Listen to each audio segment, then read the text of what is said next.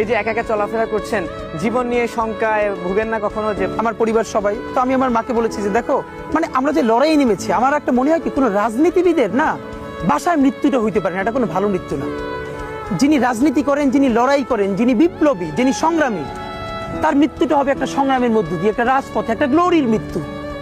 আমি তো ভীষণভাবে প্রত্যাশা করি, আমি ছোটবেলা থেকে এই স্বপ্নটা দেখি, অনেক জায়গায় বলেছি যে একটা তুমুল মিছিল হচ্ছে অন্যায়ের বিরুদ্ধে, সেই মিছিলের সামনে আমি আছি, কোনো একটা বুলেট এসে আমার বুকটা হয়তো বিদ্ধ করে দিয়েছে, এবং সেই মিছিলে আমি হাসতে হাসতে আমি শহীদ হয়ে গেছি।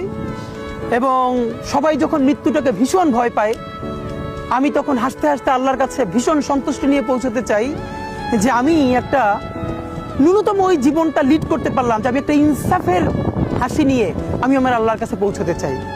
সুতরাং আগামী 50 বছর বাঁচলাম, কোনো ইম্প্যাক্ট তৈরি হলো না আমারে দিয়ে, দেশের জন্য, রাষ্ট্রের জন্য, উম্মার জন্য, জাতির জন্য। কিন্তু আমি ধরেন 5 বছর বাঁচলাম, সেটার মধ্য দিয়ে যদি আগামী 50 বছরের ইম্প্যাক্ট তৈরি হয়, তাহলে অনেকদিন বেঁচে থাকায় কি সাফল্যের বলেন? শহীদ প্রেসিডেন্ট জিয়াউর রহমান কয়টা দিন বেঁচেছেন, কিন্তু ভাবেন আজকে পর্যন্ত উনি আমার অনুপ্রেরণা। হাঁটতে হাঁটতে আমার পা ফুলে যায়।